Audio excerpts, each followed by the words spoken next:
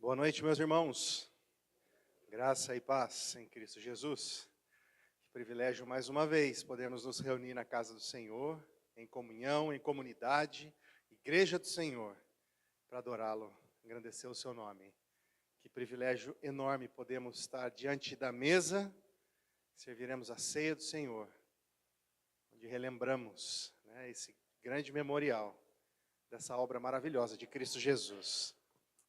Vamos abrir nossas Bíblias, vamos iniciar o nosso culto. Colossenses, capítulo 3, verso de 1 a 4. Colossenses, capítulo 3, versos de 1 a 4. Amém? Portanto, se vocês foram ressuscitados juntamente com Cristo, busquem as coisas lá do alto, onde Cristo vive, assentado à direita de Deus. Pensem nas coisas lá do alto e não nas que são aqui da terra. Porque vocês morreram e a vida de vocês está oculta juntamente com Cristo em Deus. Quando Cristo, que é a vida de vocês, se manifestar, então vocês também serão manifestados com Ele em glória. Glória a Deus. Mantenha a sua Bíblia aberta, vamos orar. Santo Deus, eterno e poderoso Pai, estamos aqui, Senhor, diante do Senhor, diante da Tua palavra. Pai eterno, que alegria, Senhor meu Deus, saber que o Senhor tem cuidado de nós. Estamos no Senhor, ó Pai, assim como a Tua palavra nos diz, porque confiamos em Cristo, o nosso Salvador, Seu Filho amado, a quem o Senhor ressuscitou e está à direita do Senhor, ó Deus. E em Cristo confiamos, em Cristo temos acesso a Ti, ó Deus. Em Cristo temos paz com o Senhor. Senhor, aceita esse culto em adoração ao Senhor. Aceita nossos louvores, nossas orações, inclina os Teus ouvidos, Pai, para as nossas petições. Seja favorável a nós, ó Deus. Estamos aqui, povo Teu, diante de Ti. Estamos aqui para adorá-lo e em Cristo Jesus pedimos e agradecemos. Amém, ó Deus.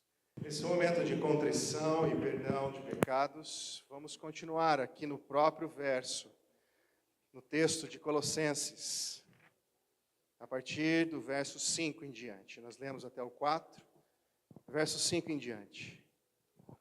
Portanto, façam morrer tudo o que pertence à natureza terrena, a imoralidade sexual, impureza, paixões, maus desejos e a avareza, que é a idolatria. Por causa dessas coisas é que vem a ira de Deus sobre os filhos da desobediência. Vocês também andaram nessas mesmas coisas no passado, quando viviam nelas. Agora, porém, abandonem igualmente todas essas coisas: ira, indignação, maldade, blasfêmia, linguagem obscena no falar. Não mintam uns aos outros, uma vez que vocês se despiram da velha natureza com as suas práticas e se revestiram da nova natureza, que se renova para o pleno conhecimento, segundo a imagem daquele que o criou. Aqui não pode haver mais grego e judeu, circuncisão e incircuncisão, bárbaro, cita, escravo, livre, mas Cristo é tudo e está em todos. É olharmos para aquilo que o apóstolo Paulo observa na sua carta, para aquele povo, para nós. Olharmos para dentro de nós, esse momento de contrição. Queria pedir para que o Luiz, por favor, possa estar orando aqui para nós. Oremos. Querido Deus e Pai, obrigado, ó Pai. Obrigado por esse dia, obrigado por essa noite, ó Pai, obrigado pelo sopro de vida que nos deste, ó Pai. Ó Pai, entregamos essa noite em Tuas mãos, a mensagem dessa noite, ó Pai. Possamos estar atentos à Tua palavra, a esse momento, ó Pai. Que possamos abrir nossos corações, Senhor, para receber a boa palavra, Senhor. Abençoe, Senhor, os pregadores dessa noite, ó Pai. Possam nos trazer uma boa palavra através da música, através da pregação, ó Pai.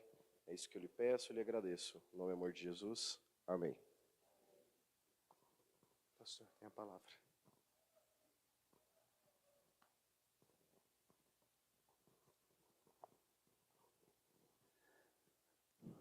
Graças a Deus, meus irmãos, nós vamos continuar o culto agora, mas dentro de uma sequência que é a ceia do Senhor.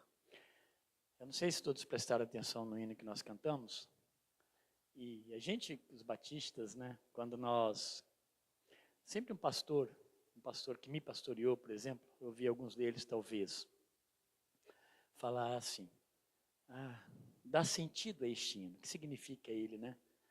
E esse hino que nós cantamos, ele é, dentro do nosso contexto, né, de cristãos, ele é chamado de um hino de invocação. A gente precisa invocar Deus? A gente sabe que não. Por natureza, o culto, Deus está presente nele. Mas a invocação é uma forma particularizada nossa de dizer diante de Deus, olha Senhor, nós estamos aqui cultuando ao Senhor. Faz parte. Faça parte deste culto. A gente sabe o que ele está fazendo. É invocar, mas ao mesmo tempo não somente invocar o Senhor, mas reconhecer que sem Ele as coisas não funcionam. Sem a presença de Deus, sem a graça de Deus, a igreja murcha. Ela não tem sentido. É um hino maravilhoso. As pessoas que não estão acostumadas com essas melodias, com esse formato, com essas letras, que estão acostumados, às vezes, até no meio cristão mesmo, com uns formatos tanto frenéticos, né, de música, e aí não é uma crítica, é um estilo, né, que a gente não está tão acostumado, pode se assustar. Mas essas letras são extremamente profundas e bíblicas. Elas, de fato, falam do Deus, né, que nós viemos aqui para servir. Graças a Deus por isso. Quero convidar os irmãos que vão nos auxiliar nesse momento da ceia do Senhor. Agora temos um grupo bem pequeno. De manhã tínhamos um grupo bem grande, e então, gente, pode ser que seja até menos irmãos para servir. Lembrando, meus irmãos, a ceia que nós celebramos é uma ordem. Olha, você que vai batizar, vai se tornar membro dessa igreja, nunca se esqueça, a celebração da ceia, primeiramente, ela é uma ordem de Cristo, é uma ordenança. Ele deixou, e por que ele deixou? Para que a igreja sempre lembrasse no ato do pão e do vinho, ou que seja suco de uva, produto da videira, a gente lembrasse a morte pelo pão, o corpo de Cristo naquele ato da sua morte, e pelo vinho, o seu sangue derramado por nós. Para que a igreja nunca se esqueça e ela agradecesse sempre a Deus por esse ato. É o motivo da existência da igreja, aquilo que Cristo fez. Porém, a gente não fica só no passado quando nós trazemos a memória. Não foi um ato passado, aliás, foi uma verdade passada, um ato histórico, um fato, mas que não ficou preso ao passado, ele tem efeito eterno. Ele salva, como Deus salvou a minha vida e salvou a sua vida também. E ele tem, nesse processo da salvação e da redenção e da morte, né, tem a vida eterna para os que creem. Então, não é uma coisa qualquer. Não é simplesmente pegar um negócio, tomar e comer um pão. Por outro lado, isso aqui não tem efeito espiritual em si. É um memorial que, obedecido, nos abençoa. A obediência é vista por Deus como algo bom na vida do cristão. Então é bom obedecermos. Eu falei pela manhã e falo agora, não sei se tem muita criança, talvez agora não tenha tanto, mas criança, você que é criança e está me ouvindo, está me entendendo, pergunte depois para o seu pai, para sua mãe, para o seu avô, para sua avó, o que significa isso, para ele te explicar, tá bom? Direitinho. Meus irmãos, vamos passar esse momento então de distribuição. Todos aqueles que creem em Jesus Cristo são servos de Deus, são salvos. Nem todos ainda fazem parte da igreja por um processo natural de testemunho público de fé. A Bíblia contempla isso. Precisa haver um testemunho público de fé. Por exemplo, todo aquele que deseja se tornar membro dessa igreja sempre será bem-vindo. Ele será discipulado, será acompanhado, E um dia, nós desejamos que essa pessoa, esse irmão, ele possa, diante do seu testemunho público de fé, a igreja possa também atestá-lo. Nós confirmamos diante de Deus o seu testemunho. E nós o aceitamos na comunidade, porque o aceitar não é uma atitude pastoral apenas, né? Apenas porque eu sou um membro da igreja também. É um ato da igreja. Então, essa pessoa deseja que nesse processo, aí ela se torna membro desse rebanho. Esse rebanho particular que Deus pastoreia neste lugar aqui. Então, precisa ser assim. Precisa, obviamente, ser batizado. Tá? Precisa ser batizado, precisa ser membro de uma igreja. Pode haver alguém que não é membro desta igreja aqui, mas é membro de alguma igreja evangélica ou batista, normalmente batista, sempre está no nosso meio, pode haver. Como nós franqueamos? Que você, primeiro, esteja ativamente trabalhando, servindo a Deus na sua igreja. Senão você é apenas um viajante desigrejado, visitante de igrejas. Isso não tem sentido. Não faz sentido para nós, entendemos que não faz sentido para Deus. É importante que seja comunhão com a sua igreja. É importante que você creia da forma como nós estamos falando. Isso aqui não confere graça. Não há mudança nos elementos. Apenas a bondade de Deus sobre a nossa obediência. Sobre a nossa obediência. Nesse caso, você que nos visita estando assim, participe conosco. Tá bom? E os outros, olhem para isso e peçam a Deus o tempo certo que Ele te dê para você participar. A ceia não salva, mas a desobediência ao participar da ceia do Senhor, sim, isso é uma falta. Isso não é aconselhável biblicamente. Ela é franqueada a todos os membros da igreja e todos devem observar isso com bastante zelo e cuidado. Oremos ao nosso Deus. Nosso Deus, nos vemos, ó Deus, e sabemos que somos finitos, fracos, ó Deus, mortais. E dependemos, ó Deus, totalmente da graça do Senhor. Agora, ó Deus, nós o agradecemos, porque a graça do Senhor se manifestou a nós, fruto, ó Deus, do seu amor por nós. O amor, ó Deus, que nos escolheu. No momento, ó Deus, em que nós não tínhamos nada para oferecer em troca, justamente, ó Deus, para mostrar a nossa total incapacidade, impossibilidade, ó Deus, de contribuir na salvação da nossa alma. O Senhor foi bom, amorável, o Senhor foi pronto, fiel, ó Deus, quando cumpriu a tua própria palavra, que prometia redenção, ó Deus, aos seus.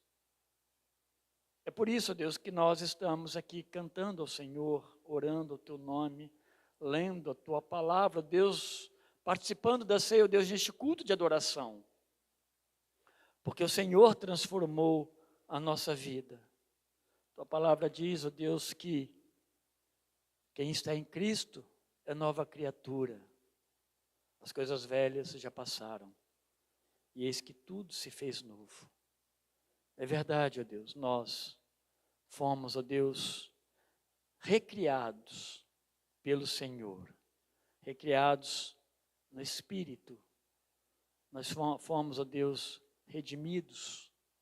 Nós fomos salvos. Nós fomos libertos da condenação do pecado. Esse, ó Deus, é o motivo de nós estarmos aqui adorando ao Senhor, com os nossos corações agradecidos, ó Deus, por Jesus Cristo ir até a cruz no nosso lugar e ali dar a sua vida, ó Deus, para nos dar vida. Muito obrigado, meu Deus. Perdoa os nossos pecados. Nós os cometemos, ó Deus, estamos neste mundo e neste corpo. Temos as nossas culpas. Perdoa-nos, ó Deus.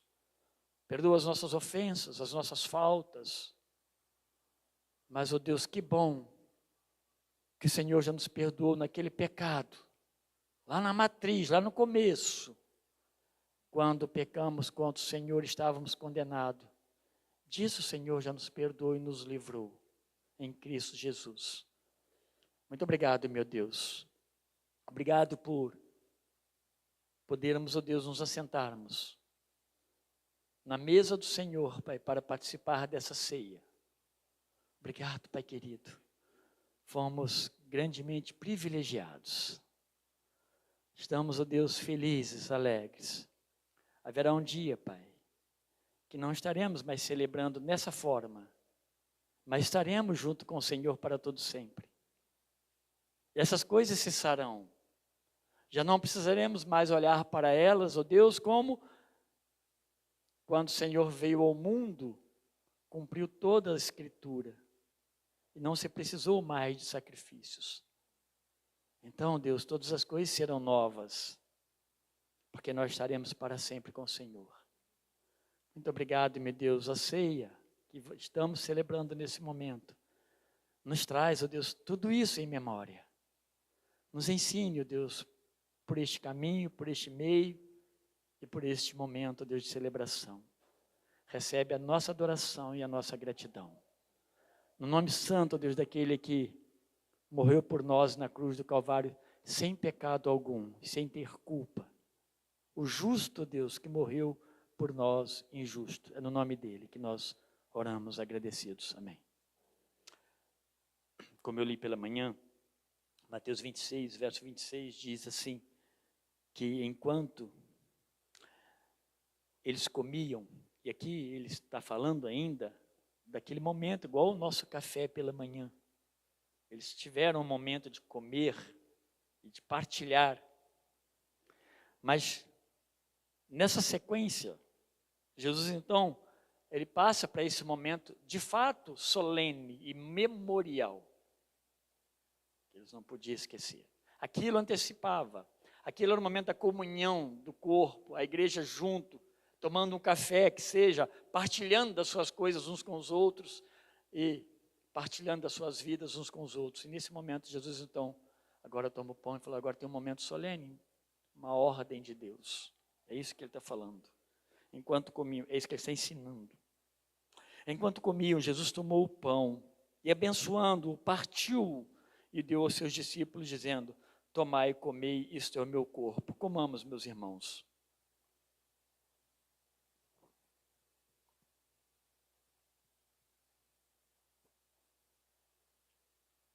Verso 27 diz assim, e tomando um cálice, rendeu graças, e o deu a eles, dizendo, bebei dele todos, pois isto é o meu sangue, o sangue da aliança derramado em favor de muitos, para perdão dos pecados. Tomemos do cálice.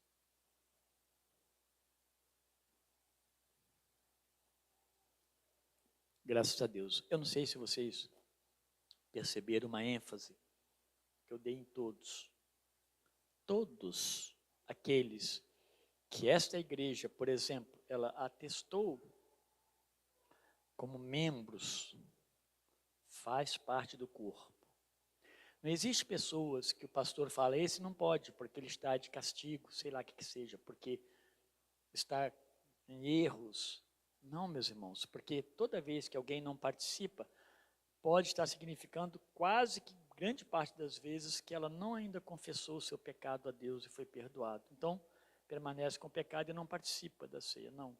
A gente tem que mostrar o corpo todo, enquanto alguém é membro dessa igreja, não foi desligado por algum tipo de pecado, seja lá o que for, é parte desse corpo, é para todos participarem. E aí existe confissão de pecado e o grande perdão de Deus.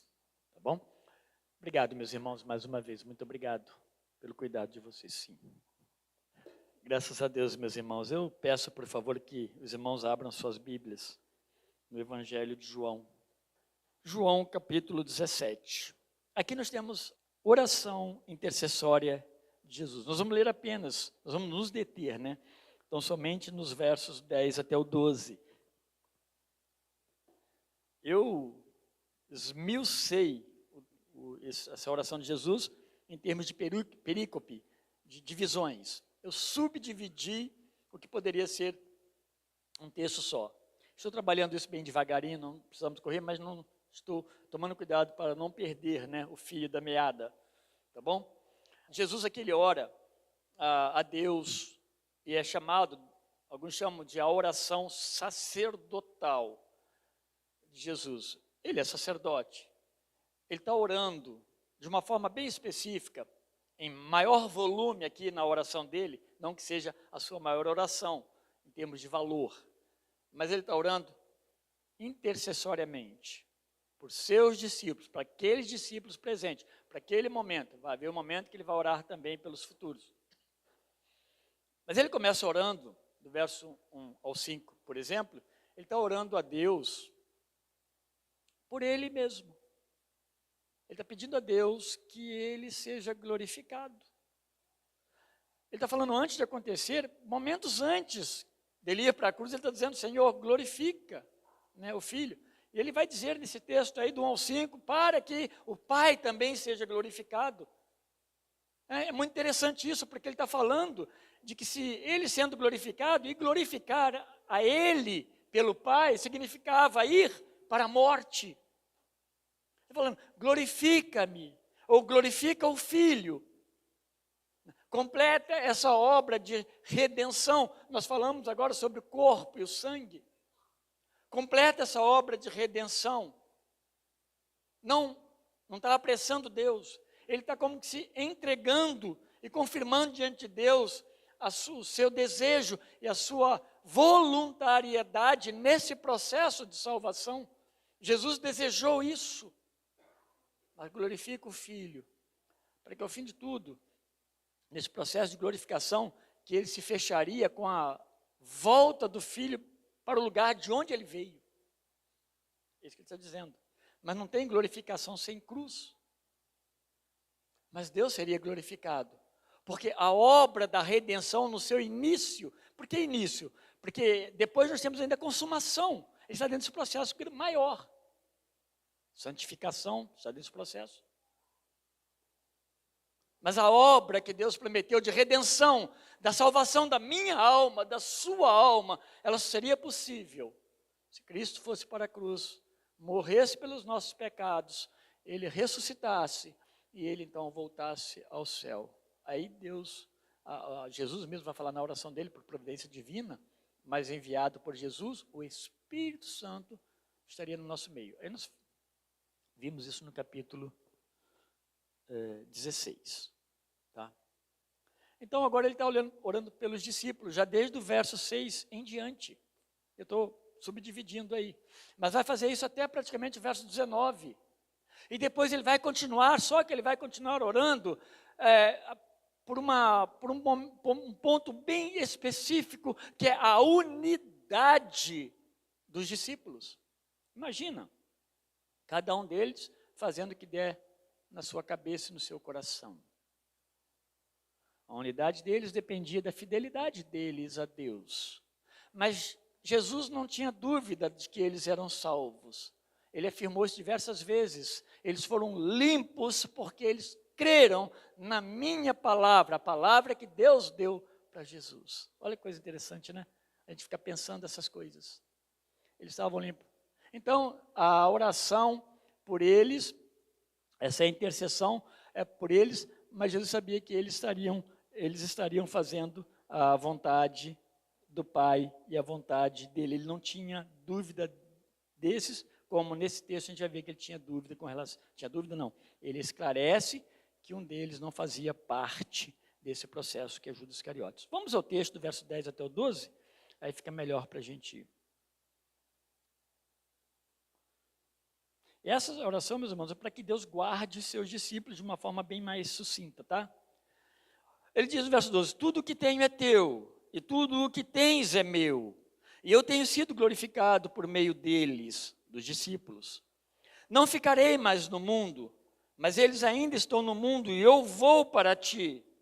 Pai Santo, protege-os em teu nome, o nome que me deste, ou seja, Deus deu o seu nome a Jesus, para que sejam um, assim como somos um. Enquanto estava com eles, eu os protegi e os guardei pelo nome que me deste. Nenhum deles se perdeu, a não ser aquele que estava destinado à perdição, para que se cumprisse a Escritura, ou a Escritura Sagrada. 6 ao 9, um pouquinho antes, eu tinha falado do 1 ao 5, ele fala com Deus também, ele está orando a Deus já. Ele está confirmando esse pertencimento dos discípulos ao Deus Pai. Os discípulos pertencem, em primeira instância, a Deus. A gente não tem aprendido que Deus escolhe? É Deus que leva você até Jesus, ou você não sabia disso?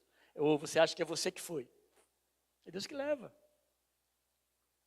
É Deus que faz isso. Nós não temos vontade, nós não temos desejo. A gente acha que a gente tem desejo. De vez em quando aparece um desejinho rápido, né? Eu quero servir a Deus, aí eu vou. Mas não é. Nós somos vulneráveis, instáveis. É Deus quem nos leva ao Pai. Portanto, nós pertencemos a Deus pela ordem natural de ser Ele o nosso Criador. Então Jesus confirma, ainda que sendo provido por Deus, né, de seus discípulos, transmitiu-lhes a palavra de Deus, ou seja, Deus proveu Jesus daqueles discípulos. Deus os levou. Quando Jesus os chama, alguns autores até dizem que nesses momentos que nós não sabemos, né, como que foi que Jesus escolheu aquela pessoa, aquela outra lá, Jesus falava com Deus o tempo todo. O tempo todo, o Pai e o Filho, eles se comunicavam. Jesus disse que transmitiu para eles a palavra dele. Isso ainda nos versos anteriores. Isso permitiu que eles vissem na pessoa de Jesus Cristo a presença do próprio Deus encarnado. Tá? Eles viram em Jesus Cristo quem? Deus revelado. Eles não tiveram dúvida de que Cristo e Deus eram uma mesma pessoa. Em termos de divindade, não havia distinção. Tanto, meus irmãos, que isso é certo, que nos evangelhos e no Novo Testamento você vai começar a perceber então a expressão Senhor usada para Jesus, a mesma expressão que era atribuída a Senhor no Antigo Testamento para Deus. Esse entendimento era importante. Sem esse entendimento, até nos nossos dias, nós fazemos uma distinção e adoramos, ou alguém vai fazer que faça a distinção, vai adorar um e não vai adorar o outro, em detrimento de outro. Vai aumentar um e diminuir o outro. Não. Eles precisavam ver Deus em Cristo. Esse era o trabalho missional de Jesus, ou seja, em sua obediência a Deus, glorificá-lo, indo até a morte, e que seus discípulos compreendessem isso tudo, como sendo esse o plano redentivo de Deus Pai. Eles precisavam ver assim, senão não adiantava. Se você pegar João, capítulo 12, que é o capítulo intermediário entre o final do ministério terreno de Jesus e agora no 13, o início daquela última semana em que ele se reúne particularmente com os discípulos, você vai ver lá no 14, no 12, que eles não creram. Eles quem? Os judeus não creram. Precisava crer em Jesus. Precisava olhar para Jesus e ver Deus, o Deus presente, o Deus encarnado. E aí, meus irmãos, Jesus então ele vai confirmar esse pertencimento mútuo dos discípulos, tanto a ele, né, tanto a ele Cristo, quanto a Deus Pai, nesse verso 10, onde nós começamos a nossa leitura. Então Deus deu para Jesus aqueles que lhe pertenciam. Ele deu os cuidados do Filho, aqui na terra, a quem eles passam então também a pertencer. É aqui, nesse jogo de palavras, que parece um emaranhado, está falando uma coisa só mesmo. Esse pertencimento dos discípulos de Deus a Jesus. Por isso que Jesus vai falar no finalzinho, eu os protegi, enquanto estive com eles. Agora, Senhor, estou voltando, protege-os, guarda-os. Então, tudo isso acontece dentro de um sincronismo perfeito. de maneira que eles, vendo e recebendo a Cristo, estariam recebendo o Deus Criador do céu e da terra. Percebam, então, que os fariseus não compreendiam dessa forma. Eu falei agora há pouco que eles não creram. O tempo todo, o grande problema deles com Jesus era justamente quando Jesus se manifestava como vindo da parte de Deus. Filho de Deus, vindo do céu. Eu e o Pai somos um. Isso era um horror. Eles deram todos os nomes possíveis para Jesus, inclusive filho de Belzebu. Eles associaram Jesus com Satanás, mas foram incapazes de ver em Jesus Cristo, de fato, o Deus presente. Emanuel, que Isaías profetizou. O Emanuel, que significa Deus conosco. E no capítulo 16, nesse cuidado de Deus, a gente vê plenamente o apontamento desse cuidado na pessoa do Espírito Santo. Lá Jesus está antecipando que depois da ida dele ao céu, dessa glorificação completa, Deus estaria deixando com eles o Espírito. Aliás, ele usa a expressão de que ele estaria enviando o Espírito, deixando o Espírito com eles. Assim como Deus comissiona e envia, né, o Filho, num ato missional, o Filho também envia o Espírito. E ele diz no verso 10 aqui, ó, que ele, Jesus, ele estava sendo glorificado pelos discípulos. Uma das coisas que nós aprendemos é a nossa glória devida a Deus. Aqui nós olhamos para os discípulos, que eles de fato estavam vendo na pessoa de Jesus Cristo a presença de Deus junto ali com eles. Então, eles creram e eles estavam dando testemunho público disso, obedecendo e seguindo os ensinos do Mestre Jesus. Não adianta a gente falar que Ele é Senhor, não adianta a gente falar dentro do nosso cristianismo que amamos a Deus, se nós não obedecemos, muito menos, tanto faz como tanto fez a minha vida cristã. A minha vida cristã eu conduzo ela do jeito que quiser. Não é assim. Não é assim. Existe um manual que Deus deixou conosco, que é esse aqui. Essa é a vontade de Deus para nós. A palavra mundo, que ele usa muito aqui, né? Estão no mundo, né? Cuide deles neste mundo. Ela vai se repetir nesse contexto aqui do capítulo 17, pelo menos umas 18 vezes. É porque eu contei, há variações. Mas sempre com esse apontando para esse movimento de pessoas criadas por Deus. Mas sempre também numa condição de afastados de Deus, por causa do pecado, da desobediência. Então, quando se fala está falando de mundo, eles estão nesse mundo, mas eles não são deste mundo, estão falando dessas pessoas, desse movimento, mas pessoas que não amam a Deus e vivem neste mundo, quedados, né, sob o pecado, sem arrependimento. Ele está falando, você, e aí trazendo para nós, né, aquilo que está falando para os discípulos, você está neste mundo caído, este mundo pecado, você está no meio dele, mas você não é mais deste mundo. Desde quando Cristo alcançou o meu coração, eu passo a fazer parte, então, de uma nova cidadania, mesmo estando neste mundo. Por isso que Jesus vai pedir proteção e cuidado para eles. Jesus, então, nessa sua oração, ele está lembrando que já não estará mais neste mundo. Aí no verso 11, vocês podem ver bem no comecinho dele, num pronunciamento profético próximo. Por quê? Ele está falando de coisa, eu não vou estar nesse mundo, mas ele estava ali ainda. Mas daqui a pouco, a gente precisa se lembrar, meus irmãos, que assim que Jesus termina de orar, capítulo 18, ele já é preso. Depois começa todo aquele processo, né, da sua prisão, a sua injusta condenação, a sua crucificação, morte, sepultamento. Isso acontece em poucos momentos, né? Tudo isso está acontecendo. Então ele fala que a gente está vendo que é um pronunciamento profético bem próximo. Quando após a sua morte, sua ressurreição, aí sim, ele estaria subindo aos céus. Por isso que ele ora, a Deus glorifica, né, o teu filho, lá nos versos 1 até o 5. Como seus discípulos, aqui eles vão continuar, né, ele ora dessa forma.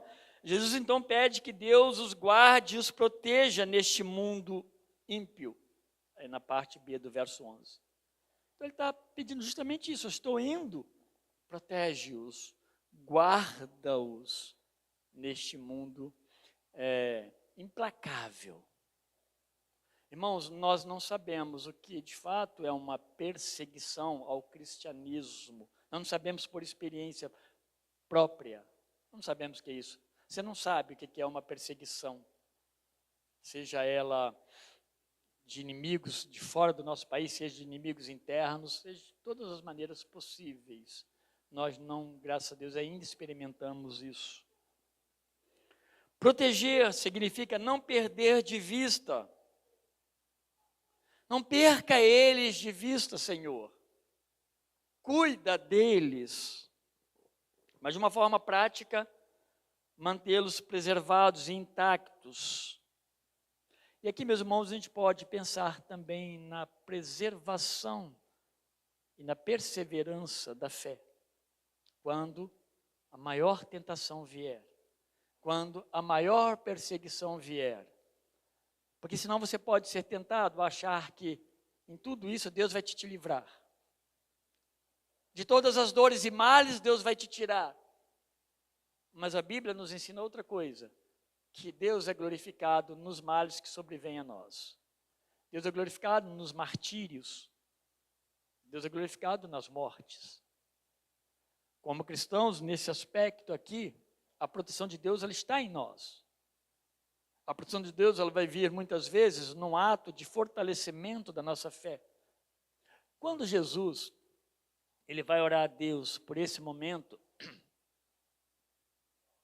e ele tira um tempinho ali, a gente não percebe a profundeza do seu sofrimento, da alma, por causa da dor, do sofrimento físico, tudo aquilo ali, mas também do pecado nosso sobre ele. Mas ele ora quem? Ele ora a Deus que o fortaleça. Mas ele usa a expressão, se possível for, passe de mim esse cálice. Eu creio, meus irmãos, que o proteger de Deus está dentro desse contexto de contar com o socorro, o alívio de Deus no nosso coração. Talvez mais do que uma proteção física de um ataque qualquer. E Jesus, nas suas palavras, ele revela que Deus supremamente se revela nele, quando ele pede ao Pai que proteja os discípulos em seu nome, no poder do nome de Deus. Olha o que Jesus está falando. Ele vai dizer assim, o mesmo nome que Deus deu a Cristo, que Deus compartilha com Cristo, porque Ele é Deus. Protege-o no seu nome. Esse mesmo nome que o Senhor compartilhou comigo. Porque Jesus é Deus. Embora os judeus não viram isso, os seus discípulos viram. E olha como isso é possível, né? Nesse contexto haviam outros discípulos, mas muitos poucos, alguns outros seguidores. Talvez até dentro da liderança judaica. Mas grande parte anônimos. Esses aqui, eles estão como que... Jesus tinha certeza disso. Mas eles deram sua cara. A tapa. Eles se colocaram, se expuseram por causa do nome de Jesus Cristo. Se pegar em Mateus 16, a confissão deles, né, pela boca de Pedro, tu és o Cristo, o Filho do Deus vivo. Não é uma confissão qualquer. Embora saindo de homens pecadores, é uma confissão que demonstra transformação de vida. Transformação de vida nos compromete. Não há cristão cuja vida foi transformada que não se comprometa com Cristo e com o seu Evangelho. É algo bem importante para a gente pensar como nós estamos entendendo isso. Então, esse mesmo nome que Deus deu também a Cristo, compartilhou com Cristo. Ele vai repetir isso até no verso 12, mais adiante, que nós já lemos, você pode reler aí, as mesmas palavras. É uma proteção que quem a recebe, ele compreende vir de Deus, então glorifica a Deus. Eu sei que esse livramento, ou eu sei que o meu Deus que me salvou, que fez algo tão grande em mim, Ele cuida de mim. Ele que está agindo nesse tempo. As coisas não estão favoráveis, mas eu sei que Deus está comigo nesse andar. Eu estou indo para ser martirizado, mas eu sei que Deus está cuidando de mim. Proteger, se a gente pegar proteger aqui e falar que nada nos acontecerá, estaremos sendo injustos, né? Porque quantos já morreram, eles mesmos, né? Vai ter momentos que Deus vai livrá-los para um propósito, e vai ter momentos que eles vão ser também martirizados. Por causa de quê? Do Evangelho de Cristo, por causa do nome de Cristo. A proteção de Deus, então, para com os que creem em Jesus, ou seus discípulos, tem como resultado prático a preservação da unidade deles em Cristo. E quando Deus nos protege, quando nós sabemos que essa proteção, e nós sabemos que ela vem de Deus, o resultado, de fato, é o aumento, é o crescimento da unidade do corpo. Nós não estamos sozinhos nisso. Há outros que estão conosco, e Deus nos coloca neste corpo, nessa unidade de corpo. E ele vai dizer no verso 11, bem no finalzinho, para que sejam um. Então, ainda falando para um discípulo. Para os discípulos, para que eles sejam um. Então, meus irmãos, é muito natural que eu, como irmão em Cristo, eu sinto a sua falta, eu sinto as suas necessidades, embora a gente não vai sentir tudo, mas é natural. Porque essa ideia de unidade é algo que não havia antes. E ela só acontece por causa de Cristo. Essa unidade que acontece no nosso meio é por causa de que Cristo cuidou de nós. Deus nos trouxe a Cristo. E nós fomos libertos. E Ele cuida de nós. E esse cuidado de Deus reflete na preservação da unidade da igreja, dos filhos de Deus, para que todos sejam um. Quanta coisa maravilhosa Deus está nos ensinando, está nos mostrando. E o modelo, ele é perfeito, que é a mesma unidade que existe entre o Pai e o Filho. Ele fala isso. Da mesma forma como nós somos um. Não é uma unidade, então, produzida por nós, pelos nossos formatos de criar, né, grupos, entidades, seja lá o que for. Não, ela parte de Deus, ela se concretiza em Cristo. Quando nós cremos, Deus nos leva a Cristo, nós cremos em Cristo. E Deus cuida de nós. Ele vai formando, então, essa unidade. Quem sabe, meus irmãos, então, se a unidade da igreja, a unidade entre os irmãos, não seja uma forma de Deus estar, então, o quê? Também nos protegendo. Ao mesmo tempo que a igreja mostra a unidade e aponta para Deus Pai e Deus Filho, ela está sendo também protegida. Há um grupo, né, que clama a Deus no mesmo manual, no mesmo evangelho. Quando Elias, ele fala com o Senhor, a lembrança que ele estava sozinho, né? Deus o lembra, você não está sozinho. Existem outros que não se curvaram aos deuses estranhos, então eles estavam no mundo também, ali. Eles amam a mim. E por certo, isso Mesmo Elias não estando ali com eles, isso confortou o coração dele. Faz parte, então, de quê? Da proteção de Deus, né, aos seus filhos. Então, é muito importante nossa percepção na palavra de Deus, dessa verdade que ela traz nesses amarrados aqui que Jesus está falando, fazendo na sua oração.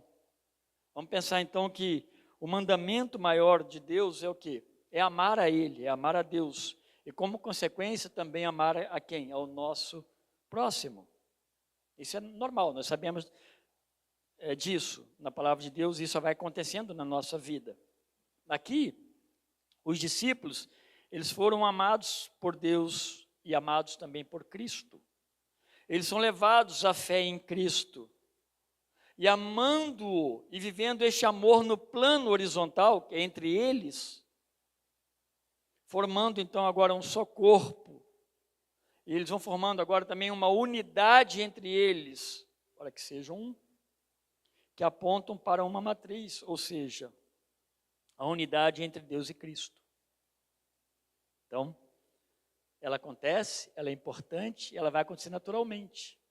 É o crescimento natural da igreja, não propriamente em volume, mas espiritualmente. Deus vai operando isso no nosso meio. As formas que Deus usa, bom, nós sabemos, são diversas.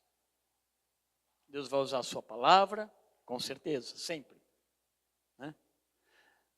Deus vai usar as pregações, os ensinos, Deus vai usar a sua vida devocional, sempre voltado para as Escrituras. O Espírito Santo é pessoa importantíssima nesse processo, porque ele vai te advertir para a sua palavra. Importante.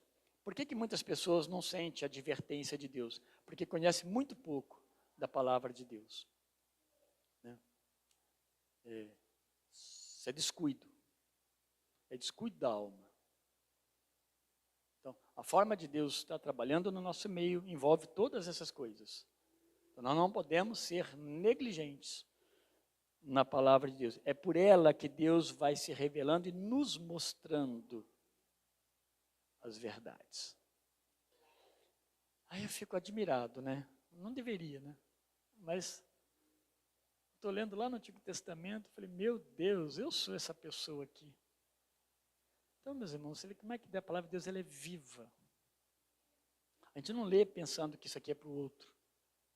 Isso aqui é para mim. Então, essa é uma forma de Deus estar edificando esse corpo, essa igreja, e fortalecendo essa unidade, para que você faça parte dela intensamente, não como um assistente. A igreja não precisa de assistentes, Deus também, muito menos, precisa de assistentes.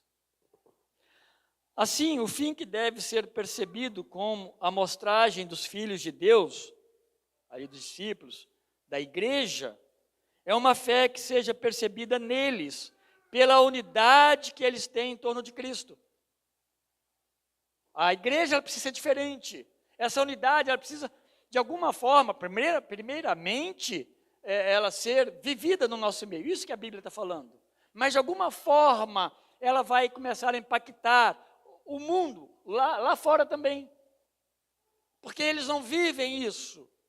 Eles olham para isso, para nós, como estranho aos seus costumes.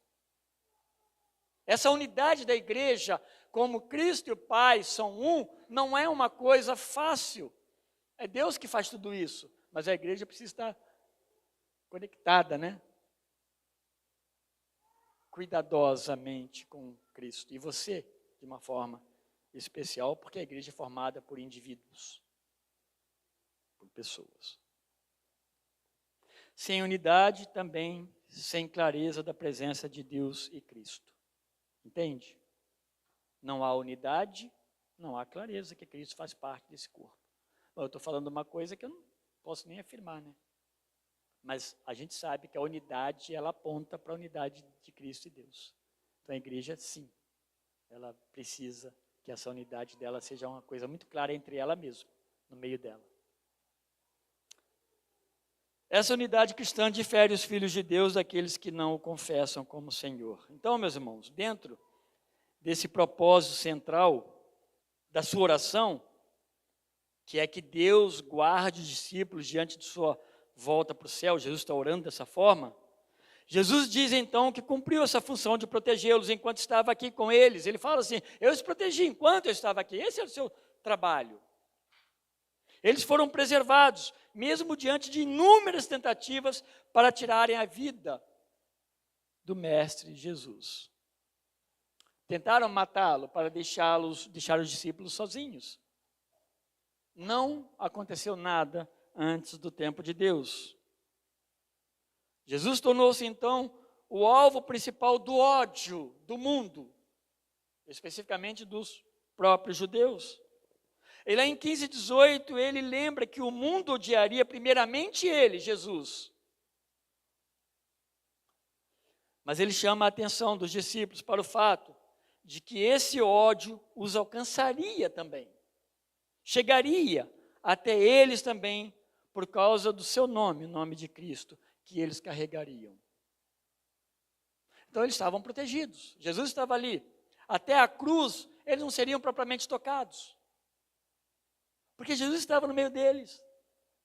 Jesus estava preservando aqueles que dariam continuidade, ou seriam continuados pela igreja primitiva, igreja dos nossos dias. Mas Jesus os protegeu, os preservou neste mundo mau, guardou eles de todo mal. É uma proteção necessária aqui neste mundo, mas ela tem um reflexo eterno. Também numa preservação da alma eternamente. Então, a proteção, Jesus fez aqui na terra, os protegeu, os livrou daquele mal iminente, estava próximo. Mas a proteção de Jesus e de Deus, pela pessoa do Espírito, ela tem que ser olhada por nós como algo que se estende até a eternidade. Nós seremos protegidos e guardados. Ele diz que apenas um se perdeu naquele processo, mas não foi que Jesus foi descuidado, não foi por isso. E João deixa claro nesse evangelho que ele, o que se perdeu, era um ladrão. João 12 fala isso de forma muito clara. Ele amava a bolsa de dinheiro, porque ele era ladrão. João descreve dessa forma, é claro, num tempo posterior. Jesus então confirma que somente aquele que estava destinado à perdição, conforme a própria Escritura Sagrada havia pré-anunciado, somente ele se perdeu. Ele está falando num tempo passado, né? Já acontecido, mas que vai acontecer ainda naquele momento ali. Ele está orando a Deus, não tem discípulo ali. Essa oração foi revelada aos discípulos, eles escreveram a sua oração. Mas ele não estava falando mais com os discípulos, estava orando a Deus Pai. Isso vai acontecer agorinha mesmo, né? Então, meus irmãos, trata-se de Judas Iscariotes, esse que se perdeu. E Jesus afirma no capítulo 13 e no capítulo 15 que não foi limpo pela palavra de Deus, quando ele se refere aos demais. Eles foram limpos porque eles creram na palavra, mas este não creu. Ele tinha outros interesses. Por fim, sobre Judas estar destinado à perdição, eu estou trazendo uma palavra adicional aqui, precisamos entender que isso foi um ato voluntário e intencional dele mesmo, que nós chamamos no cristianismo e no evangelho e na palavra de Deus toda de responsabilidade pessoal diante de Deus. Um planejamento pessoal, planejamento de Judas. A Escritura, contudo, ela previu isto pela onisciência de Deus. E este fato, então, estaria contribuindo para a redenção dos que creram, ou dos que crerem. Então, haveria um que trairia. Deus, ainda na sua soberana vontade e direito, quando essa traição acontece, Judas faz isso do seu coração. Foi a sua vontade. Foi o seu desejo entregar Jesus, porque de fato, aquela ali era uma grande oportunidade de lucro para ele. Então, ele precisava João vai usar a expressão que Satanás, né, entrou em seu coração. Satanás entra no coração, né? De alguma forma, né, ele atinge as suas vontades, quando você assim permite. Mas para os judeus estava dando tudo certo. Os demais judeus líderes, está tudo certinho. Nós planejamos prendê-lo, nós o prendemos, nós o matamos e nós conseguimos atingir aquilo que nós pretendíamos. Mas Deus, meus irmãos, no final das contas, é quem planejou isso para a nossa redenção. Louvado seja Deus. Essa parte, então, da criação de Jesus, encerrando, indo para o final aqui, deve nos ensinar sobre a verdade de que Deus Pai e Deus Filho, ambos, né, agiram juntos na obra da redenção do pecador arrependido, nós. Deus, Ele chama os eleitos e traz a salvação. Não tem uma outra compreensão mais correta biblicamente do que essa da Trindade. Aqui estou falando das duas pessoas, mas da Trindade agir no meio de nós. É que ainda que sejamos alvos dos maiores ódios por parte daqueles que negam Deus e negam também a soberania dele, Deus tem seus olhos, seu cuidado sobre nós. E que jamais tirarão dos filhos de Deus a promessa da vida eterna. Por mais que esse mundo seja mau, ele seja pernicioso, eles vão tirar a promessa da eternidade de nós, dada por Deus em Cristo e sustentada em nós na presença consoladora do Espírito Santo. Ou seja, estamos seguros porque quem fez a grande obra em nós foi Deus em Cristo, quando Ele morre ali na cruz do Calvário, pelos nossos pecados. Um reflexo dessa proteção de Deus sobre nós, então, é a unidade entre os salvos.